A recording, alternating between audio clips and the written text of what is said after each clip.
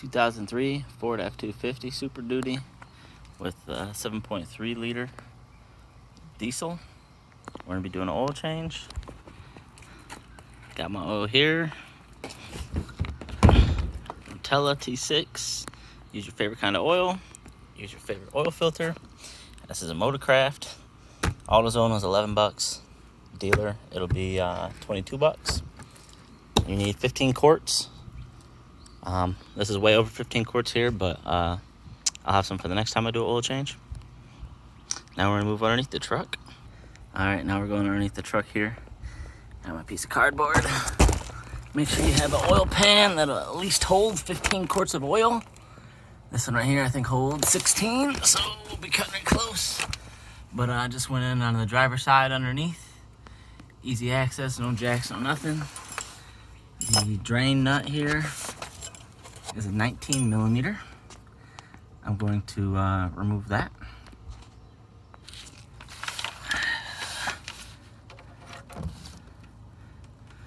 There's that.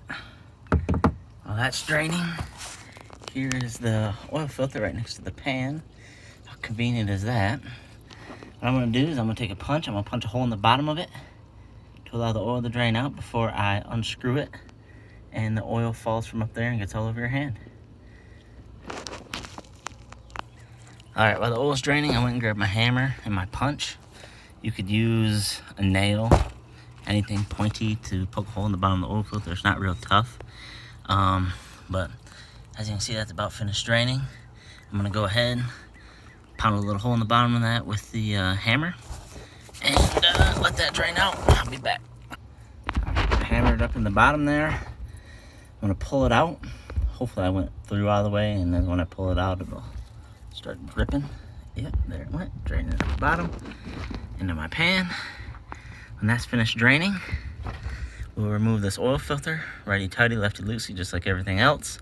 There's lots of different ways to take it off. There's hammer the screwdriver into the side of it with a hammer and twist it off if it's stuck. They make a lot of different oil filter wrenches. I'm gonna use an oil filter wrench to get mine off, but there's lots of ways. It's just basic oil filter. All right, so here's the oil filter coming off. See how the mess stays down there. Yeah, don't drop it. There it is.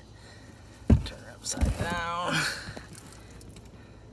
There's the F there. The other thing to note is when you bring this down, make sure this orange rubber gasket is on the oil filter and not stuck up there. That's called double gasketing, and you'll probably get a leak out of it. All right, next thing I do is I'll clean off this mating surface up here with a rag. Make sure it's all nice and clean for the next oil filter. Now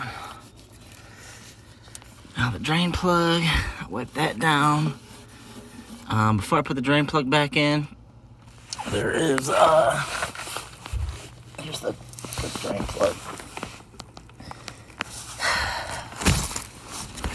See that copper ring on it? It's pretty ate up. It's actually a copper washer. It just comes off. This one's a little ate up, so it'll take a little bit to get it off. You just put a new one on before you screw the drain plug back in, or you'll get leaks out of it. They're cheap. They're at the AutoZone. They're at AutoZone. Just use a couple bucks and get them. It's worth it.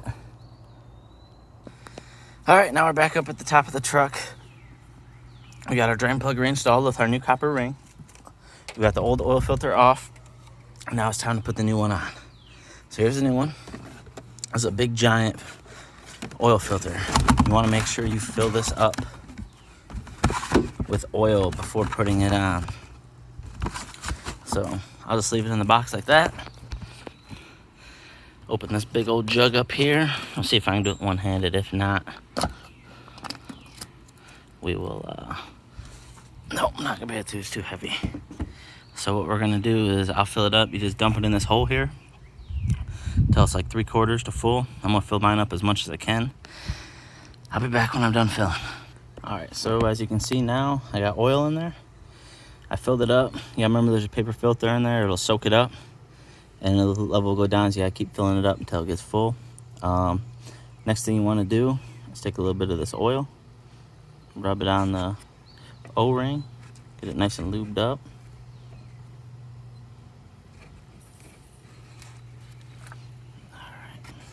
So we got that lubed up.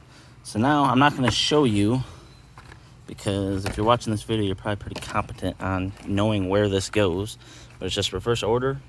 You go under there, screw it on, and I'll be back after I put this on.